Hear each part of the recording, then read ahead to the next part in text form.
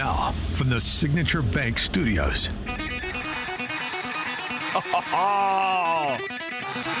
Oh, yeah. AM 560, The Answer, Chicago's Morning Answer. Chris Kroc filling in for the Morning Answer. Dan's back Monday. Gosh, it's a riot and a thrill to be with you. Hey, we just got the jobs numbers in, but first I want to introduce a gentleman who is no stranger to me, to many of us. I've interviewed him in my show in Dallas, and now I get to talk to him in Chicago. Stephen Moore, economist extraordinaire, Trump advisor, author of The Trump Economic Miracle and the Plan to Unleash Prosperity Again, co-authored with Art Laffer. Stephen Moore, how are you, my friend? Hey, Chris, it's good to be with you. Happy Independence Day. And by the way, don't keep me on pins and needles. What was the job? I was just about to turn the TV on. Wait a minute. I know more than you. Oh, gosh, let's sit here for a second. Hang on. Okay, hiring. You're going to love this, Steve. Hiring defied, from the Wall Street Journal. Hiring defied expectations in June with 147,000 new jobs. Unemployment rate fell to 4.1 from 4.2, I think, right? Woo! All right. This economy is cooking right now. Trump's firing on all cylinders. We got to get the tax bill done. We have got to, keep deregulating, keep deporting. These criminal aliens and securing the border. It's really quite amazing. And, I'm a Trump fan. I wrote the book, Trump Economic Miracle. But it is a miracle what he's been doing. I mean, how he has resurrected the economy in just, what's it been, 4 or 5 months? It's really pretty astounding. And, I expected good things. But when you look, even the trade stuff, which, I'm more of a traditional free trade guy. Okay. So I'm not a big fan of tariffs. Right. But I've got to admit, Trump has used the tariffs as a bargaining chip to get these countries to do things that they, should want to do. And so, look, I think the guy is on a roll right now. And I think we're going to see. It's a good time to invest in the stock market. It's a good time to invest in America, and we're back, baby.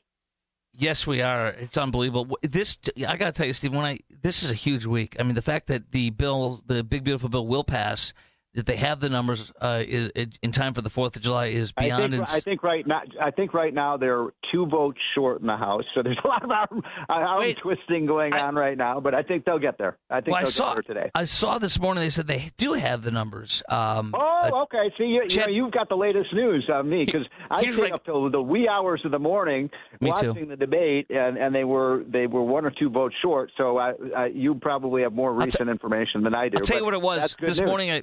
Morning I wake up, a couple hours, 3-4 hours ago, and I hear Chad Pergram saying that they flipped 2. So that most likely they promised him something. I mean, this is insane. Yeah. So let me ask you some questions. First of all, AOC, I'm going to use your expertise to disprove this BS. Okay, use your expertise. AOC says the one big beautiful bill will increase taxes on people making under $50,000. True or false, and why? Why not? It's blatantly false. I can't. Right. I mean, look, I helped write the bill, so I have a pretty good understanding of it. But I don't understand that there's anything in this bill. I believe that is false because as I've looked through the bill, and I've looked through every iteration of it, everyone's taxes are reduced. The only people whose taxes are not reduced are people who live in very, very high tax states like Illinois, where you might lose some of your state and local tax deduction. But those would only be very high income people. And if you're a high income person in Illinois, what the hell are you doing there? Why don't you move to Texas or Florida? Or by the way, as you may or may not know, I'm a Chicago boy. I grew up in Chicago. I practically grew up in Wrigley Field. I love the city of Chicago. I think it's one of the great cities in the world. But it's just a shame. This is what happens when you put progressive people, quote progressives. I'm going to use that in quotations. Right. And you're following what's going on in New York, by the way. This idiot that they're talking about. Putting in the mayor's office. Oh my God, he's not a socialist. He's a communist. That's exactly right. He wants to bring back communes. Yes, that's exactly right. Rent and everybody sits on carpets and we all just sing Kumbaya. That's exactly right. Right out of the 60s. Yep. Exactly right. By the way, he's not. He may even be a worse if he wins. And I don't think. I think the people in New York are not that stupid to elect him. But if he wins, because he did win the Democratic primary, but if he wins, he might even be a worse mayor than Brandon Johnson. I think you're right. And Brandon's sitting at, I think, 6 or 7% approval rating. Let me ask you this. Here's also the supposedly that the big beautiful bill will have $3.3 trillion deficit over 10 years. But the Wall Street Journal says the CBO score assumes that some of these things will expire when the BBB, the One Big Beautiful Bill, in fact, makes them in perpetuity or extends them. So is that true that there's a deficit with this bill? Look, first of all, let me just say this, that this is one of the most conservative free market bills I've seen in my almost 40 years in Washington. And that even goes back to the Reagan years. I mean, this bill reduces the average family tax by $2,000. So that's why I don't say AOC saying, oh, this is going to tax people more. No. And by the way, people make like less than $40,000. They don't pay much income tax to begin with. So but second of all, it expands school choice for parents who want to send their kids to private schools. You can get some federal money for doing it. It health savings accounts that allow you to have more control of your health care dollars. Big expansion of that. Remember the Biden student loan forgiveness program, that idiot program? That's gone under this bill. I mean, how much time you got? I could spend a half an hour going through all the virtues of this bill. It reduces, it allows businesses to, if they're going to build a plant or purchase equipment or research and so on, they can write that off, which expands the investment and job opportunities in America. It gives the United States businesses one of the lowest tax rates in the world, which brings a lot of stuff here back in the United States. It reduces the death tax, which I think is one of the most immoral taxes in our tax system. I mean, I could go on and on and on with this bill. Remember the electric vehicle, the electric vehicle mandate that everybody had to buy an electric car? We get rid of that. I mean, gone. Yep. So that's just, I'm just skimming the surface here of really important things in this bill. I'm sorry, what was your question again? You asked me. I have several things several things that I want to hit on with your expertise as an economist and, of course, one of the authors of this bill. What will it do for our economy? I mean, Ronald Reagan did some moves that ended up looking like it could cause a deficit, but it blew up the economy for the better. It blew up in a good way, gangbusters. After that, tell me what this will do in that regard. Oh, so that was your question about the deficit, and I kind of and the deficit. Is it true that it's how we spent? Before COVID. Okay, I'm going to keep this very simple. Before COVID, we were spending about $4.8 trillion a year, which is too much. Now, today, we're spending over $7 trillion a year. So it is the spending, stupid. If you're worried about the deficit, it's the spending. Federal tax revenues are higher than they've ever been. Did you know that? I think I read that the other day. So we're getting gangbusters revenue. Gangbusters revenue, right? The problem is not revenues; it's that we're spending too much. So, does this cut enough spending? No, I'm going to be honest with you. No, it does not cut enough spending. Right. And we got it. That's why Trump and the Speaker Johnson are saying we'll take a second bite at this apple and put in place some of those reforms, et cetera, et cetera, et cetera. So, but here's the other thing. If you want to reduce the budget deficit and the debt, and I think everybody who's listening to your radio show is smart enough to know that this is a cancer cell, the amount of debt that we're running. We have to grow the economy. You got to get people working. You got businesses expanding, and then they pay more tax revenues. That's the way. You don't have to raise people's taxes. You just if you work more, you're going to pay more taxes, right? And then you've got to control spending. And this bill, what Trump is doing with DOGE and some of these other things, I think will help bring that down. If we can get the economic growth rate up to 3% per year, which is we should be able to do that, then we're going to see the deficit fall each year. And don't believe these phony baloney numbers from the Congressional Budget Office. They've been wrong every single time they do the predictions. The one thing you can count on by the Congressional Budget Office is they're always wrong. Not even unlike a clock, a broken clock is right twice a day. They're not even right twice a day. So, Stephen Moore, I got another question for you. Yeah, a couple of people have been calling, and that tells me a lot of people think that this $12,500 with no taxes on tips, but only for the first $12,500 is not enough.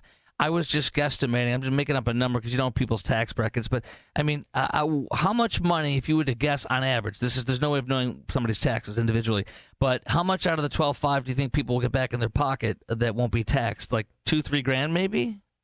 Yeah. If you had to guess? And listen, this is someone that's important to me because when my first job, one of the first jobs I ever had when I was, I think, 17 years old was I don't even know if they have these anymore in Chicago, an Andy Frayne usher. These are the people who would, sew you to your seat at the movie theaters, or if you went to a Cubs game, we'd take your tickets. And one of the things we did was we would do, we were valets. So if you went to a big hotsy-totsy party, Yep. we'd park your Maserati or your Rolls Royce or whatever it was. And you know how we made our money was tips. Tips, right. And so back then, this was the late 70s, if somebody gave you $1, that was a big deal. And if somebody gave you $5, boy, it felt like, but sometimes, we'd come home, $35 cash in our pocket. Do you think we paid taxes on that? No. Absolutely not. Don't tell the IRS. I hope they're not listening. They might look up my records from 35 years ago. What do you say to people who say that's not enough? That's nothing. I'd rather have much more on the 12,000. If you're working the kind of job and you get to keep an extra $50 or something, that's a big deal. Right. Come on, yeah. This is a big deal. That's why I like this idea. And by the way, that's the thing about a tipped economy. When you're doing a job where you get most of your money from tips, you do a better job than if you're just on an hour salary.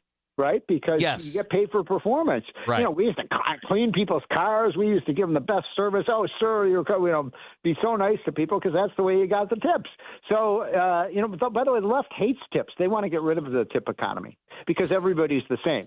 That's they want the way they viewed it. $21 million per hour, artificially inflated wage that has no basis. Let me ask you this, too. We can, with this new one big, beautiful bill that will be passing within about 24 hours from when I read, workers can deduct up to $25,000 worth of tips.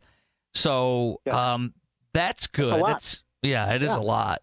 Now, what about the other thing is, too, the tax cuts? Aren't they now permanent? The 2017 tax cuts, aren't they now codified permanently, if I'm not mistaken, once this passes? Not all of them, but most of them are. Look, this is what I want to explain to people.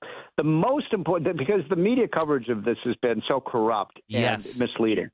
So this really isn't the giant tax cut bill. What it does is it basically avoids the biggest tax increase in American history. And this is something polls show that only half of Americans even are aware of this, that if we don't pass this bill, and if Hakeem Jeffries and Nancy Pelosi and, the people who run the Democrats in the Senate, if they get their way and they block this bill, everybody's taxes are going to go up by $2,500 or $3,000 next year. That would kill the economy, kill it.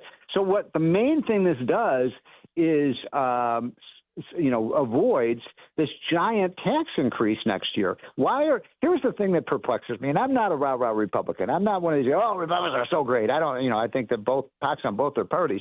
But every single Democrat in the House and in the Senate, every single one, including all the Democrats in Illinois that you send to Washington, every one of them voted for a $4 trillion tax increase. Right. Stephen Moore, wanted to ask you this, too, a couple things. Okay, so business investment plans, now they can go nuts because they know it's not possible. It's actually going to happen, which means they're going to reinvest in their companies. I want you to add to that, and then I want to hit Medicaid with the lie that we're cutting people off Medicaid. So first hit on the business investment encouragement now that they have a plan going ahead that this is going to pass. Tell me about that. Well, the first meeting that Larry Kudlow and I ever had with Donald Trump was in, some of your listeners have heard this story before, but Larry and I met with Donald Trump in January of 2016 when he was first running for president in his office there on Fifth Avenue in Trump Tower in New York, in Manhattan, and spent about an hour and a half with him. And we really just, pad of paper and we scrawled out a plan, and that plan is kind of continued to today. And the idea was that that we would reduce our corporate taxes, not because we love corporations, but because our corporate taxes were about twice as high as all the other countries. And Trump, we showed him this. He's like, this is insane. It's like we're putting a tariff on our own goods and services. We're like, yes, Mr. President, that's well, we called him Donald back then. Right. And so here we are, 9 years later, and now we're going to make sure that the United States, instead of having the highest corporate tax rate in the world, which was chasing jobs out of the United States, we're going to have one of the lowest. So what do you think that's going to do? That's going to bring jobs, factories, businesses, research, facilities back into the United States. I mean, it's so simple. How can Democrats not understand that? If you lower your tax rates, you're going to bring stuff in. That's why Chicago and California and New York and New Jersey are losing so many votes. You know this because yes. I know you've lived in Texas. Texas is a boom state right now. Florida's a boom state. Why? They don't have an income tax. Well, look at this. Look at this.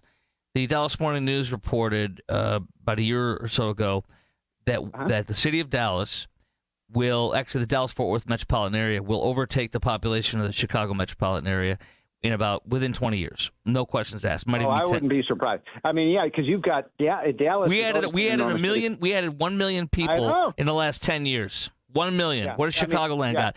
It's a major city. Yeah. It's hard.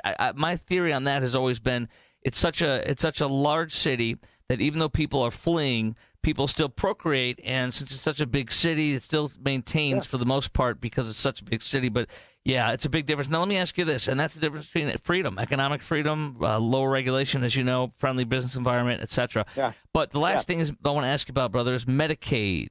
All the left is saying we're gonna slash Medicaid. I'm seeing from the Wall Street Journal 7.8 million, that 4.8 million are bums. They don't work or volunteer. Yeah. I'm seeing that 1.4 million are illegals, and 1.6 million have other access to other care, such as Obamacare. Tell me this, though. Opine on all those, or don't opine. Tell me the facts on all those. But the other thing is, are we still getting the 1.4 million illegals? I thought I heard that's not going to happen. Talk to me. So they keep changing, what's in and what's out of the bill. So I don't know definitively because they add things and they take things out at the last minute. But I want to make sure people understand this. The government's own auditors, I'm not talking about what Elon Musk did. I'm not talking about a study that we did on Lunch Prosperity. I'm talking about the federal government's own auditors, okay? Yes. They told us last year that their estimate is that $150 billion, not 150 million, $150 billion a year. That's larger than virtually the entire Chicago budget. $150 billion is stolen by fraudsters from the program. And those are illegal immigrants. They're people not eligible for the program. The people who are able-bodied and could and should be working and are supposed to be working. Or double billing in two states for the same person. Oh, yeah. Right. Exactly. The hospitals rip off the program. The doctors rip off the program. $150 billion, and no one does a damn thing about it. That's just like the cost of doing business. What private business could stay in business with $150 billion a year of fraud? So we're going to get people who are fraudulently collecting these benefits. We're going to get them off the program. I think that's something that just about – and I was on CNN the other night. Oh, my gosh, all these illegal immigrants are going to lose their health care benefits. I'm like, wait a minute.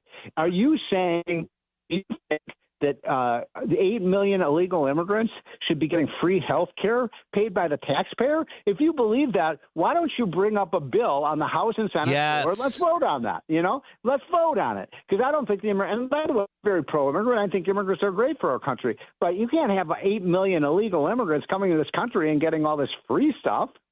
Stephen Moore, by the way, economist, author of The Trump Economic Miracle and the Plan to Unleash Prosperity, again co-authored with Art Laffer. I did not know you're a Chicago boy. Were you born in the city? Do you know what hospital you were born at in the city? Yeah, and you know what's going to happen? What hospital were you born at? You're not going to believe this. This is going to happen. The Chicago White Sox are going to win the World Series. Sox suck. They got God on their side right now. No, I disagree. I hate the Sox. Screw them. Cubs all the way. What hospital were you born at in the city? I got to let you go. What hospital? Do you remember what hospital you were born at?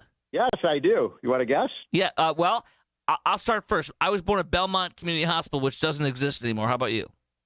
I was born in Evanston Hospital on February 16th, 1960, and that was the day that was a day in history because I'll give you a free autographed copy of my book if you can tell me who won a gold medal in the Winter 1960 Olympics the day I was born. Yes. Go ahead. That's my answer, yes. I don't know. Okay. I bet a lot of your listeners probably know the answer to this. I'll give her initials, PF.